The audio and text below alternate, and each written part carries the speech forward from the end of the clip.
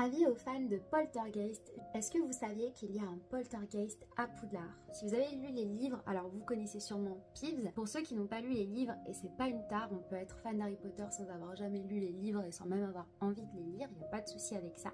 Je vous présente Peeves. Coucou. Peeves, c'est un esprit frappeur, donc c'est un non-être, c'est un poltergeist.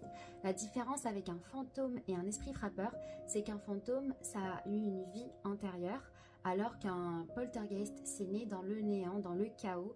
Peeves a une caractéristique que n'ont pas tous les poltergeists, il a une apparence physique.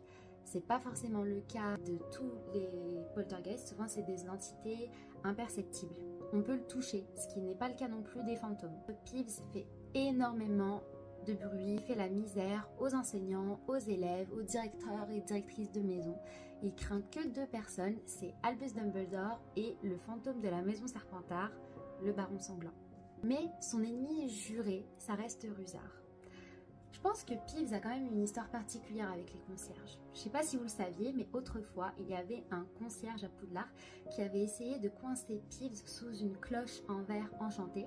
Et Peeves avait réussi à s'en délivrer en la brisant et s'était emparé de tous les objets qui étaient autour de lui pour menacer quiconque qui s'approcherait de lui. Et on dit que les Serpentards sont les plus rusés, mais je pense que les Poufsouffles ne sont pas en reste parce que la directrice de la maison Poufsouffle, à l'époque elle s'appelait Eupraxia Mole, avait réussi à passer un petit marché avec lui pour qu'il arrête de menacer tout le monde. Elle lui avait promis qu'il aurait le droit de se baigner dans la salle de bain des garçons et d'utiliser du pain rassis comme projectile sur les élèves. Et elle lui avait aussi promis un chapeau fait sur mesure pour lui par une créatrice. Honnêtement, il est fort en négociation, donc si c'est lui qui a négocié ça. Mais en tout cas, il a l'air d'avoir un petit peu de cœur parce que Peeves s'est un petit peu attaché aux jumeaux. Je sais pas si on peut dire qu'il s'est attaché, mais en tout cas, il semble les respecter un peu plus que les autres élèves et un peu plus que les autres enseignants. D'ailleurs, quand les jumeaux ont quitté Poudlard dans Harry Potter et l'Ordre du Phénix, Peeves les a salués et leur a fait le serment qu'il ferait la misère à Ombrage. Je pense que là, personne n'était contre son initiative. Merci Peeves.